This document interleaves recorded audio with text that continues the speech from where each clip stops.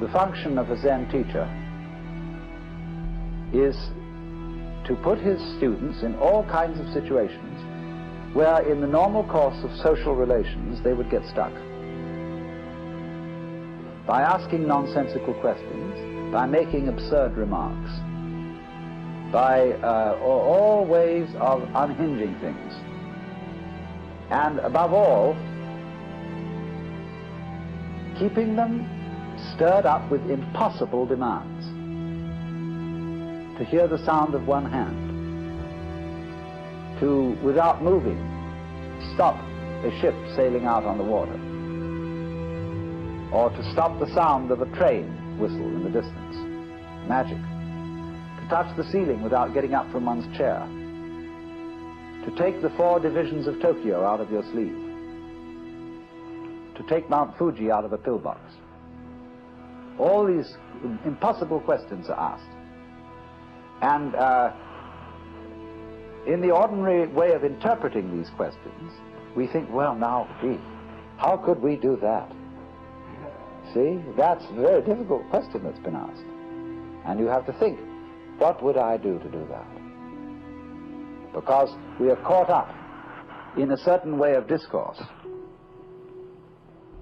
which the language game that we play, and the social games, the production games, and the survival games that we play are good games. But we take them so seriously that we think that that is the only important thing. And this is to unstick us from that notion and realize that it would be just as good a game to drop dead now as to go on living.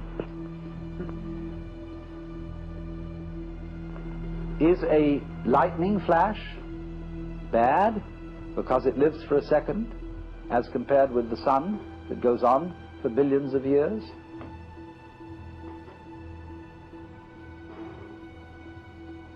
You can't make that sort of comparison, because a world of lightning goes also with a world where there's a sun, and vice versa.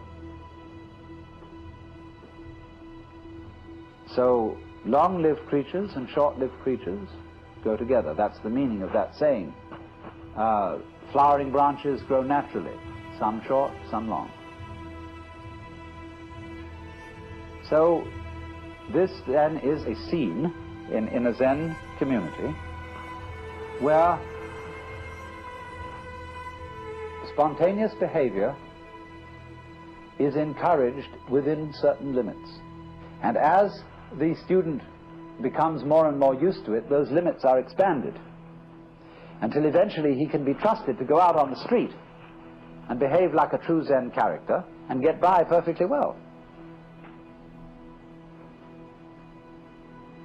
You know what occasionally happens on the street when 2 people are walking down the sidewalk straight at each other, and they both decide to move to the right together, and then to the left together, and they somehow get stuck, and they can't pass each other.